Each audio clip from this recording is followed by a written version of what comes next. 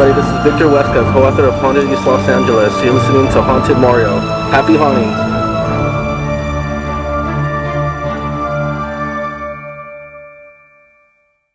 Hello everyone and welcome back to the Haunted Mario podcast. We are on episode 11, and on this episode we are celebrating something very special. We are celebrating Latin urban legends. Today we will be talking about two of the most infamous Latin urban legends, La Llorona and El Chivo Brujo. Along with that, keep a lookout at hauntedmario.com as well as our Facebook page and YouTube channel for very special features this week. There will be a special Ghost Writer feature. If you haven't checked out that page, we generally feature a lot of literary arts that are related to the paranormal or something near the paranormal or a topic we are discussing. Also a brand new creature feature featuring the Chupacabra, one of the craziest and weirdest cryptids ever to come out of Latin urban legends, as well as a supernatural spotlight feature of the Mayan pyramids of Chichen Itza. And just to touch basis on those pyramids and those ruins that are now one of the wonders of the world, Haunted Peach actually had an opportunity a few years ago to visit these ruins. And Haunted Peach, what did you experience when you went to Chichen Itza and the pyramids there? Well, a lot of heat. It was hot out there. Personally, when I first went out there, I wasn't into the paranormal. It was just a gift for graduation from my family to just go over there, and I had the opportunity to climb into the actual pyramids. This pyramid is the one that they were restoring, and it also certain times of the year there's a shadow that goes onto the ground that forms a snake. I actually did have the opportunity to go to the very top of it, and it was very beautiful. You could see the tree line of the forest. It was breathtaking. So did you have an opportunity to go into any of the tombs or inside any of the pyramids, or did you just scale to the top of the pyramid and that was it? I just scaled to the top of the pyramid. We didn't have the opportunity to go into the actual tombs. They brought us by what would have been the observatory for them, as well as the court that they played ball on. Oh right, and that's a game kind of like soccer where they would play with the ball, and in some of the Mayan cultures they would play this game and the winners would be sacrificed to the gods. Their bodies were thrown into the massive sinkhole that was filled with water. They call them cenotes. My mother is actually from Yucatan, Mérida, Yucatan to be exact, and she would tell me stories about the cenotes. When she was a child, she and her brothers and sisters would go and swim in the cenotes, and there was always that fear of the cenote being this like bottomless pit of water. You couldn't really see all the way down into it, so there's always a level of mystery behind that. So keep a lookout for the supernatural spotlight about Chichen Itza. Haunted Peach, thank you very much for sharing some of your stories about your trip there. So we're going to go ahead and talk about the two urban legends for this podcast that we wanted to feature, and that is La Llorona, also known as the Weeping Lady, and El Chivo Brujo, which is known as the Goat Witch. The Goat Witch, to me, is probably one of the most terrifying urban legends that I've ever heard come out of the Latin Americas. Before we get into that, I just wanted to also let you know that we will be featuring an exclusive interview with Victor Huesca. He is the co-author of the book Haunted East Los Angeles, as well as the creator of the group Deceased Interferences. If you have a chance, check him out on Facebook. Just look up Deceased Interferences and you'll find his page. And Haunted East Los Angeles is available on Amazon.com for purchase. It's a great book. We picked it up. It's a lot of ghost stories about people from around East Los Angeles and their encounters with the paranormal. So before we get started with the urban legends, Haunted Peach, are there any ghost stories that were passed on by your family? I know that your mother's side of the family is Latin, and a lot of urban legends come out of the Latin cultures. Are there any that were ever told to you as a kid that you might remember? Actually, there weren't any told to me as a kid growing up. My grandmother spoke only Spanish, and unfortunately I didn't learn how to speak it for her to be able to tell me the story of it. Well, lucky for you, you were not terrorized by these kinds of tales when you were a kid. Unfortunately, I was. So let's talk first about La Llorona. Now, I'm sure most people have heard of the legend of the Weeping Lady. The basic legend is that a distraught mother goes to a bridge or a river and drowns her children. After doing so, she finds herself in a great state of despair and then takes her life weeping for her kids. So this basic legend has spanned centuries in the Latin culture, and just about every other culture out there in the world has a version of the Weeping Lady. But probably the most prominent and most infamous of all of these is the Latin urban legend. Now, Haunted Peach, have you ever heard of the Weeping Lady, and what are your thoughts about this type of legend being out in the world? I actually have heard about the Weeping Lady. I heard it when I was in high school. I think it was actually from your sister that I heard about it. Probably.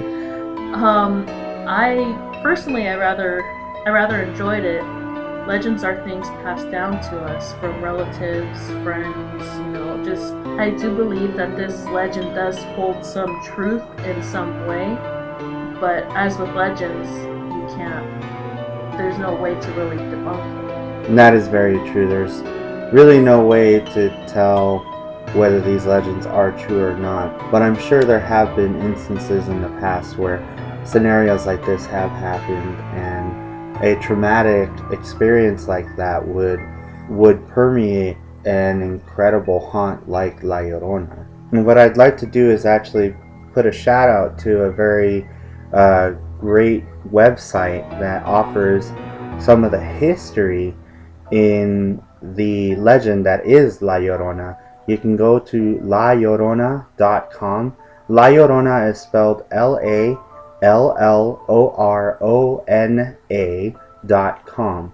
So layllorona.com, and when you go to the web page, you'll see a tab at the top that says The Legend, and you can click on that and it'll take you to a page that has different legends from different eras of time that have spanned over hundreds and hundreds of years about this particular Weeping Lady legend. Now, one of the earliest entries here is actually from 1502. It says, "In the Aztec city of Tenochtitlan, the goddess Cihuacatl takes the form of a beautiful lady draped in white garments. Throughout the night she cries out in misery, 'Oh, hijos míos, ya ha llegado nuestra destrucción, donde los llevaré?' which translates to, 'Oh my children, your destruction has arrived. Where can I take you?' Many believe that Cihuacatl was speaking of the future conquest of Mexico by the Spaniards." That's an interesting tale, and one that seemingly may have been the original origin of the Weeping Lady. Now, for those that know of the legend, know that when you are out in the night at dark and you hear the cries of the Weeping Lady, you are to quickly run away as fast as you can back home and say a prayer so that you can remain protected from the Weeping Lady. Acknowledging the Weeping Lady is acknowledging your own death, as she will take you and drown you in the nearest causeway. It's a very interesting and terrifying legend, but one that you can never forget. It's timeless. Now the site goes on and basically recounts the story of a woman named La Malinche, who is born in the Aztec province of Coatzacoalcos of a noble Aztec family. It goes on to say that she is given to Mayan merchants for slavery. In addition to her mother tongue of Nahuatl Aztec, she learns to speak Mayan. She later gives birth to 2 twin boys by Cortez. Cortez continues his conquests. The king and queen of Spain, fearing that Cortez has betrayed them and is building his own empire, repeatedly ask him to return to Spain. He refuses, saying that if he leaves they will lose their new territories. The king and queen send a beautiful Spanish lady to convince him to return. The Spanish lady then seduces Cortez, convincing him to return to Spain with his 2 sons. Cortez tells La Malinche of his decision to return with his children and to leave her behind. La Malinche, now realizing the role she has played in helping Cortez massacre her people, prays to her gods for help. One of her gods appears to her and says, "If you let him take your children, one of them will return and destroy your people." The night before Cortez's departure, La Malinche escapes with the babies. Cortez's soldiers soon discover her absence and set out after her. Upon arriving at the lake that Mexico City now rests on, the soldiers surround La Malinche. Just as they are at the brink of capturing her, she pulls out a dagger and stabs her babies in the hearts, dropping their lifeless bodies into the water. La Malinche lets out a heart-wrenching cry, "O hijos míos," which translates to "O my children." Around 1531, La Malinche dies. Up to the time of her death, she is seen and heard near the lake weeping and wailing for her children. She is given the name La Llorona, the crying woman. So that is basically the original story of La Llorona. A pretty tragic one if you ask me, but that's definitely an incredible legend to look back on as far as the Latin urban legends that we hold dear to our hearts. I remember growing up hearing a lot of stories about La Llorona and my grandmother recounting tales of running into the spirit of La Llorona and having to run away with her mother and hiding and praying and just stuff like that. It was incredible. Stories that totally haunted me when I was a kid. But that basically, that covers La Llorona. If you're actually interested in learning more, there is a lot of information here. Go to layllorona.com and look up the information there. There's a lot of cool stuff there to learn about this legend. Moving on, we're going to talk about one of the other Latin urban legends that I wanted to feature, which is El Chivo Brujo, otherwise known as the Goat Witch. Now, you might think to yourself, then a goat witch, that doesn't sound very scary. But when I was a kid growing up, this particular ghost story that my grandmother used to tell me was by far the most creepy thing to ever come out of the Latin American legends. And my grandmother grew up in Merida, Yucatan, and she, along with her mother, lived in a pueblo in that state of Mexico. And back then there wasn't really much electricity. When sun went down, things got dark, and her parents would often tell her, "Don't go outside or El Chivo Brujo is gonna get you." And the legend basically goes that if you were outside in the dark and you hear a beckoning whistle come from somewhere through the woods, you need to run away, because if you turn around, the goat witch will get you, El Chivo Brujo. And he's basically described as a goat man type of demon with long horns and bright red eyes and sharp teeth. And the thing is he'll whistle, and that's basically your warning to go.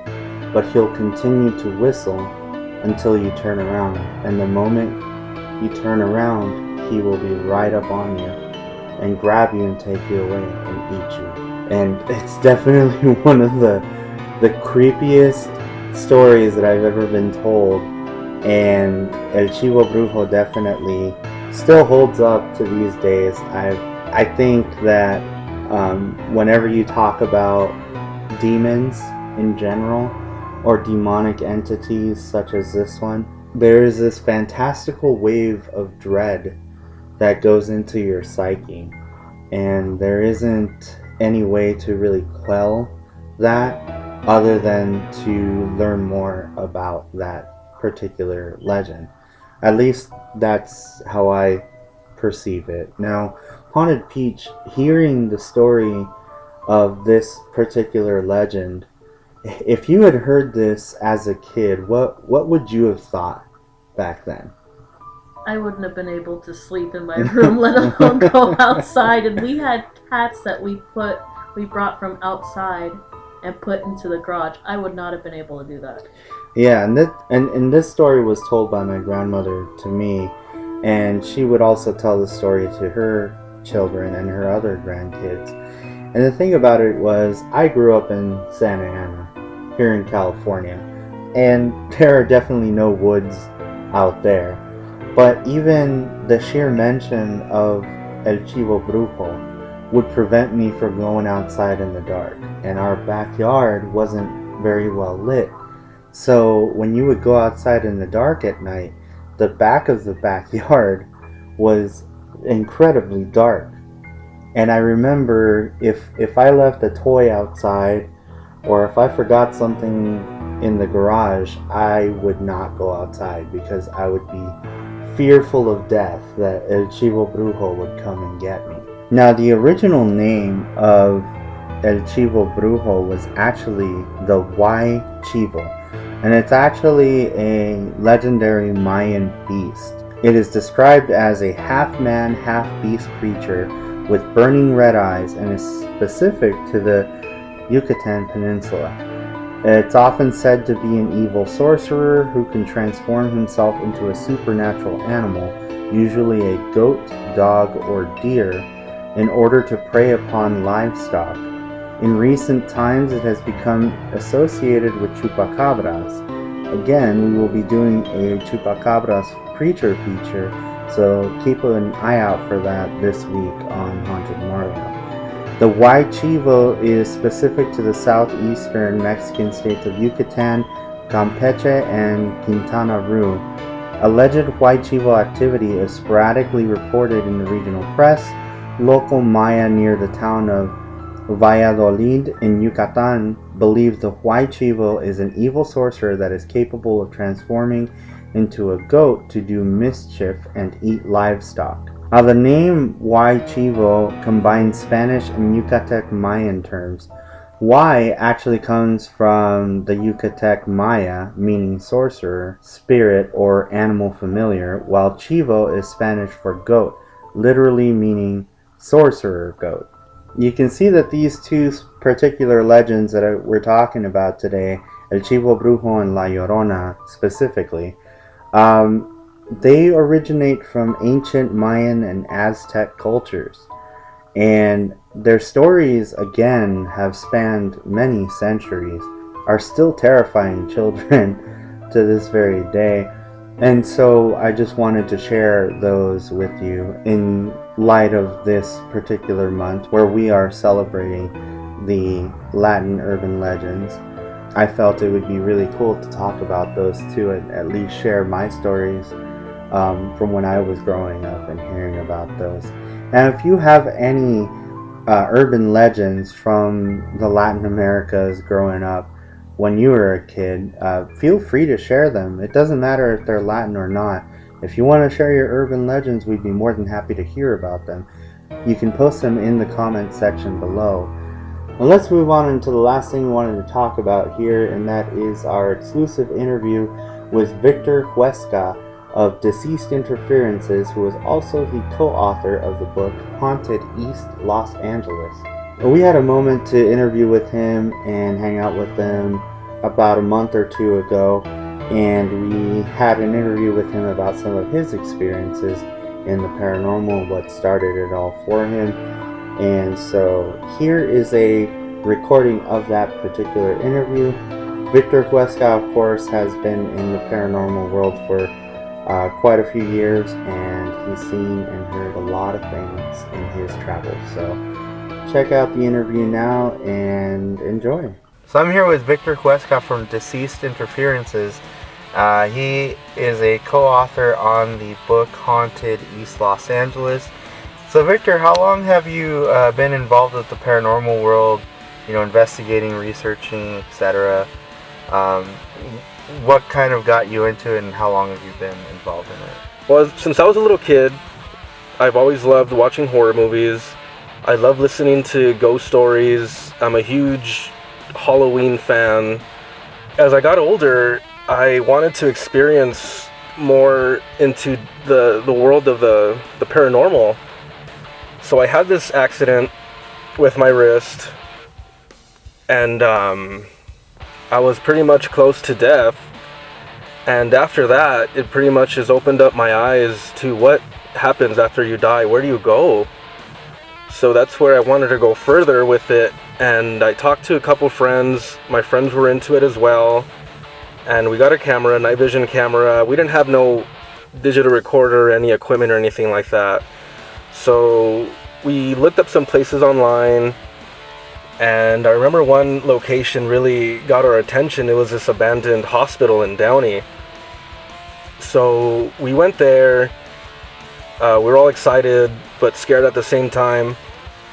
And I remember we're in this hallway and we heard whispering. I wasn't sure if it was, my mind or I was hearing things, but then my friend's like, "Did you hear that?" And he's like, yeah, I heard that also. So we went back to review the footage, and yes, you could hear the whispers right there in the background, and we were all excited. And after that, that's how it all kind of started. And then a few years later, my cousin Mario messaged me and told me if I wanted to work with him and start writing a book together, which was a Haunted East Los Angeles. And I would do the research, he'd do the writing. We started meeting people, going to locations, and getting all these stories, and that's how pretty much everything got started from there. So from your experience, maybe kind of looking back, what would you say is your earliest memory, aside from the one you've already shared, what is your earliest memory of a paranormal experience? And looking back at it, do you still believe it was a real experience, or have you, at this point, found a way to debunk it in any way, or disprove what you experienced, perhaps explain it in a logical way? So if you could maybe share a different experience that you may have had in the past, maybe before you got into the paranormal world, maybe something from your childhood that kind of stuck with you over the years? One thing that really got me and I never forget was when I played the Ouija board at Stevenson Middle School and came in contact with little kids that said they died in a fire. But again, not sure if I was actually talking to little kids or I was talking to something else. But that night I went home, I still was thinking about that, trying to go to sleep. And I guess I was half asleep and I felt something pull my shirt and I did not know what to do. I couldn't talk, I couldn't react until I grabbed the balls enough to just turn around real quick and nothing.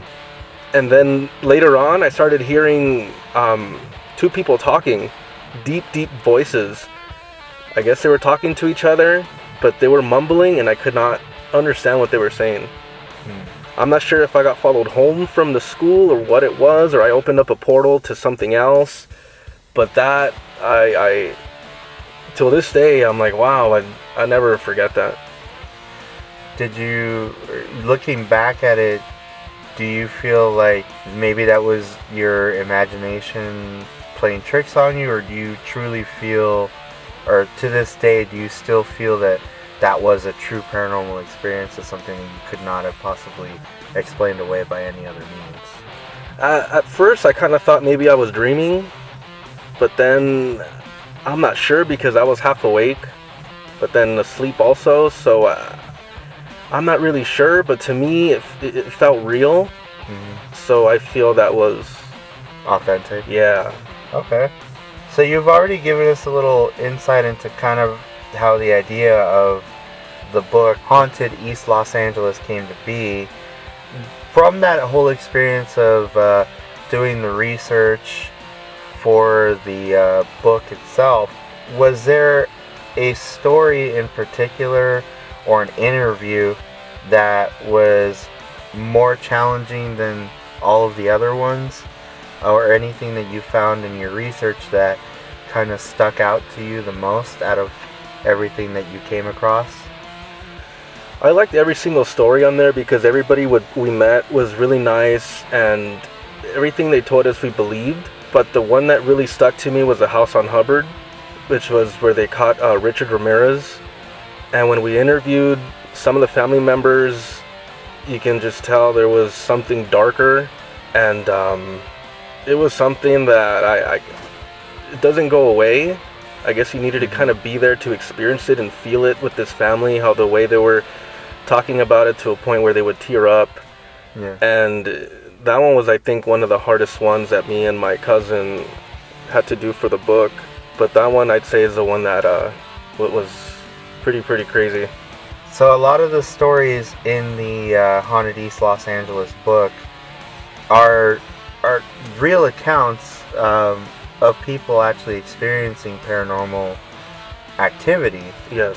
So just right off the bat from the first chapter, you read about experiences with shadow figures and the spirits of children.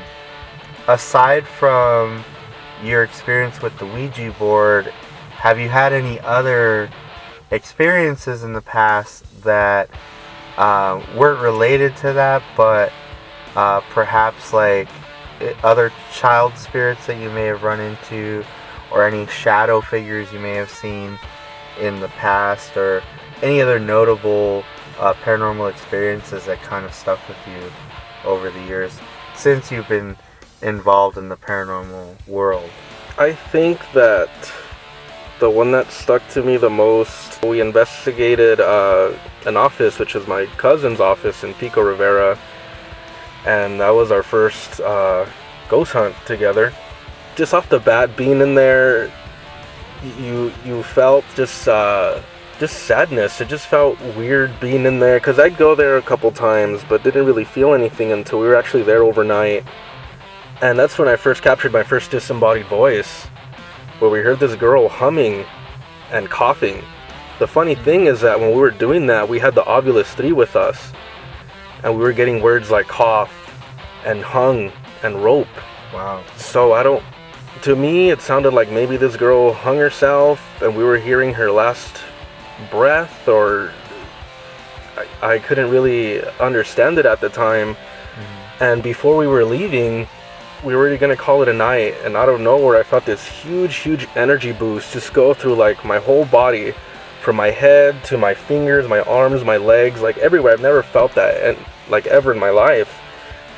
It went on for maybe, I'd say, a minute, and after that feeling went away, I felt like I had run a marathon. Really? Okay. So like the energy was completely drained out of you. And I never felt that before, so when I felt that, it really freaked me out, and I was like, what the hell is going on? Yeah, I've had a couple of instances where that type of experience has happened, where it feels like the energy is completely drained out of you, and you're just very lethargic, exhausted after an experience like that. So that's and I felt like crap. Yeah, you really do. So do you have any cool or interesting projects on the horizon that you're working on currently? As of right now, I'm keeping it kind of on the down low because I have a bunch of projects that I have in mind, but not really sure which is which or what I want to let out first. So as of right now, I kind of want to just Keep it a mystery. Yeah. Sounds good to me. Anything you want to promote other than the Haunted East Los Angeles book? If just visit my page, Deceased Interferences on Facebook. I post when I go investigate places, EVPs and current locations that I go investigate and stuff like that. Okay, sounds good. Yeah, so I actually have liked the page Deceased Interferences, so I'll go ahead and post that to the website as well as a link to the Facebook page so Awesome, that you can thank all you. go and like the page. So again, I've been talking to Victor Huesca from Deceased Interferences, co-author of the book Haunted East Los Angeles. If you have a moment, pick up the book. Some very interesting ghost stories, real true accounts of paranormal activity from various people all over Los Angeles County. So I have read the book. There have been some pretty interesting stories that came about it. Just right off the bat from the first chapter, you're dealing with child spirits and shadow people. So thank you very much for joining us today on the podcast, and we hope to investigate with you in the future and have a future interview. All right, well, thank you very much for coming, and I hope you have a wonderful evening. Okay, so that was the interview with Victor Huesca of Deceased Interferences. Again, he is a co-author of Haunted East Los Angeles. You can find Deceased Interferences on Facebook, as well as the book Haunted East Los Angeles on Amazon.com.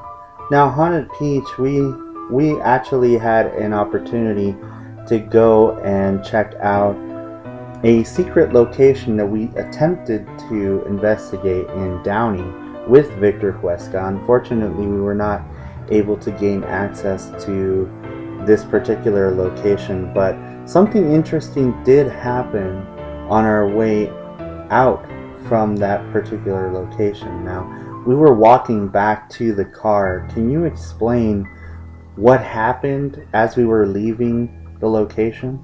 Yes, actually, this is what occurred. Haunted Mario was walking a bit ahead with Victor, and I was walking back with two other investigators, and we were all talking amongst each other. And as we're speaking, we hear a scream, and this scream, it's audible, it's loud, it sounds like this person's in pain. Yeah, and I remember hearing the scream, but I didn't pay any attention to it until everyone else kind of turned around and went like, "Did you hear that?" And where did the scream actually come from? It came from the building that we were going to investigate. Yeah, and the thing about this particular location is that it's gated all the way around.